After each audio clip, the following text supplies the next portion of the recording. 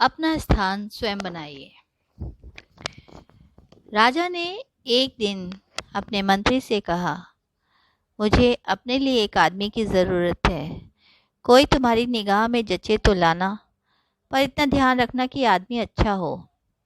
बहुत दिनों की जांच पड़ताल के बाद मंत्री को एक युवक जचा। उसने युवक की नौकरी छुड़ा दी और उन्नति का आश्वासन देकर राजा के सामने पेश किया। बहुत देर तक तो राजा को अपनी बात ही याद न आई। बाद में बोले, हाँ, उस समय शायद कोई बात जो थी मन में थी, पर मैंने अब तो कोई बात नहीं की है। मंत्री ने कहा, हुजूर, मैंने इसे हजारों में से छांटा है और बढ़िया नौकरी से छुड़ा कर लाया हूँ। राजा ने जरा सोच कर कहा, हमारे पास तो इस समय कोई काम नहीं है, पर तुम इतना कह रहे हो तो हम इसे अपने दफ्तर में चपरासी रख लेते हैं। वेतन मात्र 15 रुपये मिलेगा।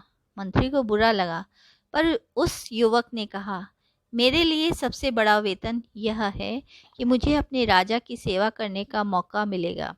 ये कहकर वो उस नौकरी के लिए तैयार हो गया।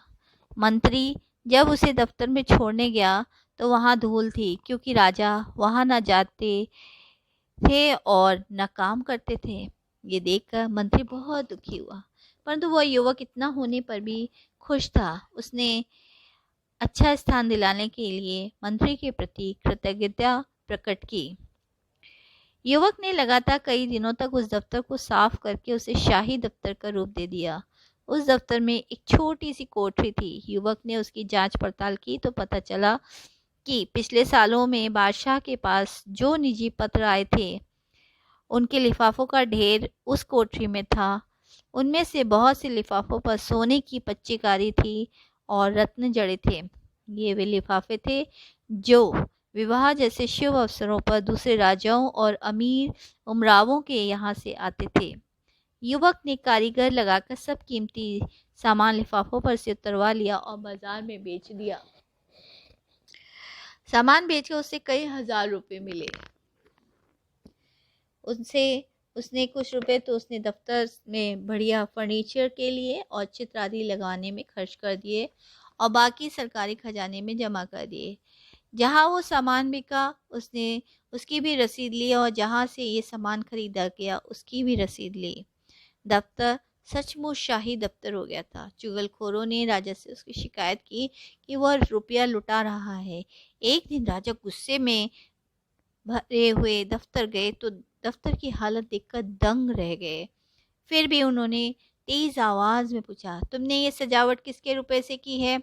दफ्तर के रुपए से, हुजूर, कह के उसने राजा को रद्दी लिफाफों की कहानी सुनाई और खजांची से गवाही दिलाई कि दफ्तर का सामान खरीदने के बाद बचा हुआ रुपया खजाने में जमा कर दिया गया है।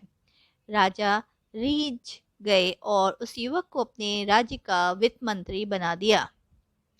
इस कारण दूसरे मंत्रियों को परेशानी होने लगी, क्योंकि वो न स्वयं बेईमानी करता था और न किसी को करने देता था, न लापरवाही करता था और न करने देता था।